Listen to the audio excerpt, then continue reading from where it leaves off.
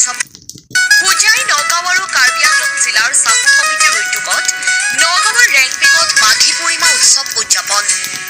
নগাঁৱৰ ৰেংবেং বগাজুৰি ৰাজিম লোচন বিষ্ণু মন্দিৰ প্ৰাংগণত হোজাই নগাঁও আৰু কাৰ্বি আংলং জিলাৰ চাহু সমিতি আৰু মাঘী পূৰ্ণিমা উৎসৱ উদযাপন সমিতিৰ উদ্যোগত তিনিদিনীয়াকৈ সমাজৰ উদ্যোগত বিগত বৰ্ষৰ দৰে চলিত বৰ্ষতো 10, 11 আৰু 12 ফেব্ৰুৱাৰীত মাঘী পূৰ্ণিমা উৎসৱটি উদযাপন কৰা হয়।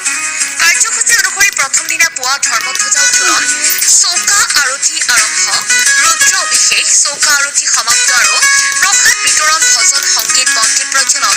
ঠিক সেইদৰে দ্বিতীয় দিনা বিগ্ৰহ পূজা, 24 ঘণ্টীয়া মহা বিষ্ণু যজ্ঞ আৰু অখণ্ড ৰামায়ণ পাঠ আৰু অন্তিম দিনা পাঠ সামৰণি আৰু পূৰ্ণ আহুতি, ভজন পৰিৱেশন আৰু মহাপ্ৰসাদ বিতৰণ কৰা হয়। সম্পূৰ্ণ মাংগলিক নীতি নিয়মৰ মাজেৰে অনুষ্ঠিত হোৱা এই অনুষ্ঠানত সাফল্যমণ্ডিত তথা সহায় সহযোগিতা আগবঢ়োৱাৰ বাবে সকলোকে ধন্যবাদ জ্ঞাপন কৰে আয়োজক সমিতিয়ে।